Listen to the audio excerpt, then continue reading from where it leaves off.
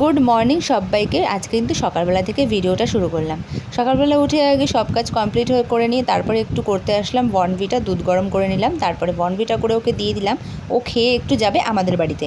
আর এখন কিন্তু প্রায় 7:30 বাজে। বললাম সকাল সকাল যেতে, এত বৃষ্টি হচ্ছে সারাদিনে, তাই ভাবলাম সকাল সকাল বেরিয়ে যাও, নাহলে বেলার দিকে বৃষ্টি হলে আর যেতে ইচ্ছে করবে না।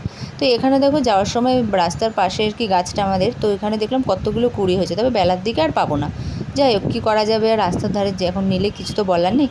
আর ও যাওয়ার আগে আমাকে কিছুটা সবজি আর মাংস কিনে দিয়ে গেছে, আজ বলে একটু ফ্রাইড রাইস আর মাংস কষা করতে, তাই বলে গেল এখন করতে তো হবেই। এখানে আমি ভাতটা বসিয়ে দিয়েছি, মাংস কষাও করতে শুরু করে দিয়েছি। আর কিছু সবজি কেটে নিয়েছিলাম, ধুয়ে টুয়ে ব্যাস আমার রান্নাবান্নাও কিন্তু কমপ্লিট হয়ে গেছে। আর এখানে আমি অনেক জামা কাপড় কেচেছিলাম আজকে, আর বিছানার চাদরটা পাল্টেও নিলাম। এবার আমার কাজ কিন্তু এদিকে সব কমপ্লিট হয়ে গেছিলো, তবে এখনও আসেনি, ওর আস্তে আস্তে অনেকটা দেরি হয়ে যাবে। আর আজ কিন্তু আমি বাড়িতে গেলাম না, ওই গেছিলো, আর আমি যাইনি, কারণ মা আটকে দেবে আবার, সেই জন্য। আর এখানে কিছু জামা কাপড় ভিজেছিল, সেগুলো আর কি মেলা রয়েছে, ওগুলো আবার পরে তুলে নেবো। আর এখন বাজে 3:30, ও বাড়িতে চলে এসেছে, এখন দুজনে খেতে বসবো।